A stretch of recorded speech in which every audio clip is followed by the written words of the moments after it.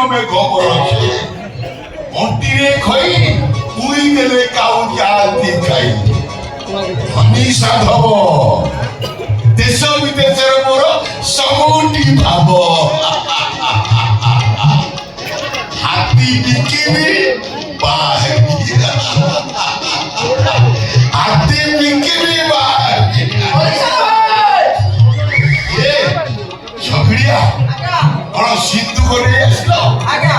আজ্ঞা মোহর দিଅନ୍ତୁ ସିନ୍ଧୁକ ମହିଳା କରି ବସକୁ ଦିଅନ୍ତୁ। আচ্ছা মোহর তোমার কেতে ଆଜ୍ଞା 2 କୋଡ଼ି 10 ই কোড়ি 10 সিন্ধুক সহি সলামত ଅଛି তো ଅଛି ଆଜ୍ଞା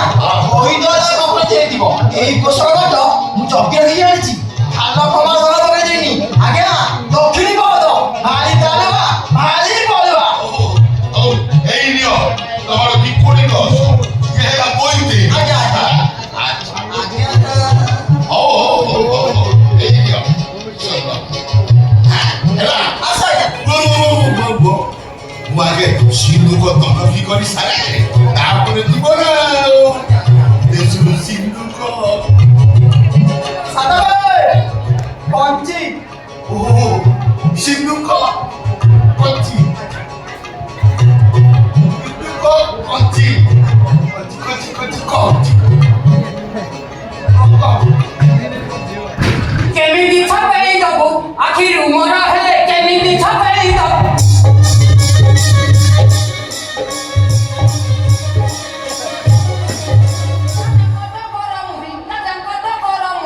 ନାହିଁ କି ଡର ହେ କେମିତି ଛପେଇ ଦବୁ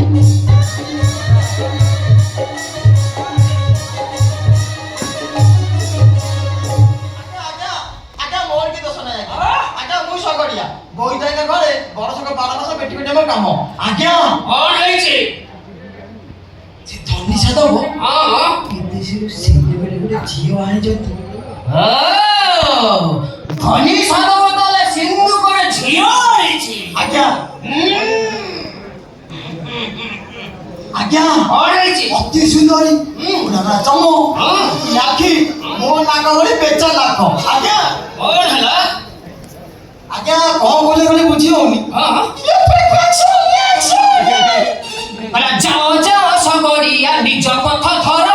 ପୀର ବିକ୍ରମ ହାତରେ ମରିବ ପାମର ଆଉ ରକ୍ଷା ନାହିଁ ରେ ଜାଣିବ ମୋର ଫଳରେ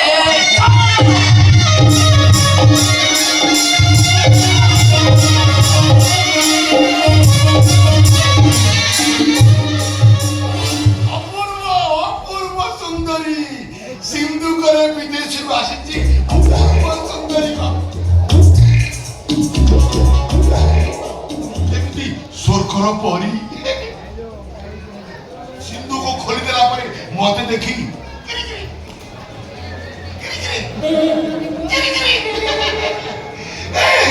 ନା ଆଜି ବାହାଘର ଆଜି ଯୋଉଠି ଏ ଯୋଉଠି ଘର ଭିତରେ ପଶିକି ରହିବି 8 ଦିନ ଖଣ୍ଡ ସେଠୁ ବାହାରିବେ ସିନ୍ଧୁକ ସିନ୍ଧୁକ ହାର ସିନ୍ଧୁକ କାହାର ସିନ୍ଧୁକ କାହାର ସିନ୍ଧୁକ କାହାର ସିନ୍ଧୁକ କାହାର ହଁ କିଏ ଅଛରେ ଏହି ମୁହୂର୍ତ୍ତରେ ସେ ସିନ୍ଧୁକକୁ ରାଜକୋଷକୁ ନେଇଯିବା ପାଇଁ ମୁଁ ଆଦେଶ ଦଉଛି ଏହି ସିନ୍ଧୁକର କେହି ବି ମାଲିକ ନାହାନ୍ତି ଅଛନ୍ତି ଅଛନ୍ତି ଆଜ୍ଞା ରୁହନ୍ତୁ ଅଛନ୍ତି ଅଛନ୍ତି Yes! ଆଜ୍ଞା କଣ ଅଛି ସେ ସିନ୍ଧୁକ ମଧ୍ୟରେ ଧରି ସାଧବ କିଛି ନାହିଁ ଆଜ୍ଞା ଏଇ ରେଶମୀ ଲୁଗା ଫୁଗା ମିଛ ନହେଲେ ପାନ ମସଲା ଥିବ ମିଛ ନହେଲେ ଏଇ ହୀରାମତି ମାଣିକ ସୁନା ରୂପା ଏଇ କଣ ସବୁ ଥିବ ମଧ୍ୟ ସମ୍ପୂର୍ଣ୍ଣ ମିଥ୍ୟା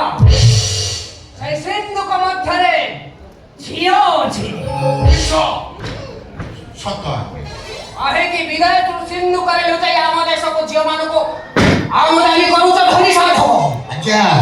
ମୁଁ ହେଲି ଧନୀ ସାଧବ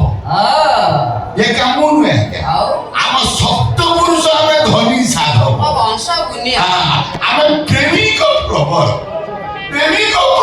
ଆଜ୍ଞା ଏଇ ଦେଖନ୍ତୁ ମୋ ବାପା ନାଁ ହେଲା କୁଳମଣି ତାଙ୍କ ନାଁ ଧନୀ ସାଧବ ତା ବାପା ନାଁ ନୀଳମଣି ତାଙ୍କ ନାଁ ଧନୀ ସାଧବ ମୋ ନାଁ ସୁରମଣି ତାଙ୍କ ନାଁ ଧନୀ ସାଧବ ତେଲିକ ପ୍ରବଳ ସେଇଥିପାଇଁ ମୋର ଗୋଟେ ପିଲାଟି ଦିନରୁ ସ୍ୱପ୍ନ ଥିଲା ମୁଁ ବିଦେଶରୁ ବିବାହ କରିବି ପଇତରେ ବସି ଝୁଲି ଝୁଲି ଝୁଲି ଝୁଲି ମୁଁ ବିଦେଶ ଯିବି ସେଠୁ ବିବାହ କରିବି ସେଇଥିପାଇଁ ଆଜ୍ଞା ପ୍ରଥମ ବିବାହ କଲି କୋଉଠି ଜାଣିଛନ୍ତି ଆଲିଦୁପରୁ ହଁ ଆଜ୍ଞା ସିଏ ଆସିକି 6 ମାସ ଖଣ୍ଡ ରହିଲା ତାପରେ ଚାଲିଗଲା ତାପରେ ଆଣିଲି ଆଜ୍ଞା ସୁମାତ୍ରା ହଁ ସିଏ 7-8 ବର୍ଷ ରହିଲା ହେଲେ ପିଲା ଛୁଆ ହେଲେନି ଆଜ୍ଞା ପିଲା ଛୁଆ ହେଲେନି ନା ତମର ଦୁର୍ବଳତା ଅଛି ନାଇଁ ଆଜ୍ଞା ପିଲା ଛୁଆ ହେଲେନି ତାକୁ ନେଉଟାଳି କହିଥିଲେ ତାକୁ ମୁଁ ପୁଣି ତାଙ୍କ ଦେଶକୁ ଫେରେଇଥିଲି ତାଙ୍କ ଦେଶକୁ ଫେରେଇଦେଲ ହେଲେ ଦୈତ୍ୟ ଚାଭାଜି ପଡୁଆ ହଁ ଆଜ୍ଞା ଦୁଃଖର କଥା ସିଏ ଆଜ୍ଞା 4 ମାସ କଣ ରହିଛି ଏଇ ରଜାର ହାତୀ ତାପରେ ଚଢିକି ତାକୁ ମାରିଦେଲେ ଆଉ ତାପରେ ଆଣିଲି ସିଂହଳ ଦ୍ୱୀପରୁ ଯେମିତି ଦେଖିବାକୁ ରାବଣର ଅଣନାତୁଣୀ କି ପଣନାତୁଣୀ ହବ ଆଜ୍ଞା ଦୁଃଖର ବିଷୟ ଆଜ୍ଞା ନଦୀକୁ ଗାଧେଇ ଯାଇଥିଲା କୁମ୍ଭୀର ଖାଇଗଲେ ଆଜ୍ଞା ଆଉ ତାପରେ ଆଣିଲି ଲବଙ୍ଗ ଦ୍ୱୀପରୁ ଏଇଟାକୁ କୋଉଠୁ ଆମଦାନୀ କରିଛ ଏଇଟା ଆଜ୍ଞା ଜୁଙ୍ଗୁ କିଏ ଆଜ୍ଞା କହିବ ଅବଧାନ ମତେ କହିଛନ୍ତି ସାଧବ এই ଯୋଉ କନ୍ୟା ଆସିବ ଇଏ ହଉଛି ତମର ଶେଷ ସ୍ତ୍ରୀ ସାଧବେ ତମର ଜ୍ଞାନ ଥିବା ଦରକାର ଯେ ବିଦେଶରୁ ଯାହା ସବୁ ଆମ ଦେଶକୁ ଆମଦାନୀ ହୁଏ ତାର ଆମଦାନୀ କର ରାଜକୋଷକୁ ଯାଏ ଆ ଭିତରେ 6ଟି ବିଦେଶୀ ନାରୀ ଆଣି ବିବାହ କର 6ଟି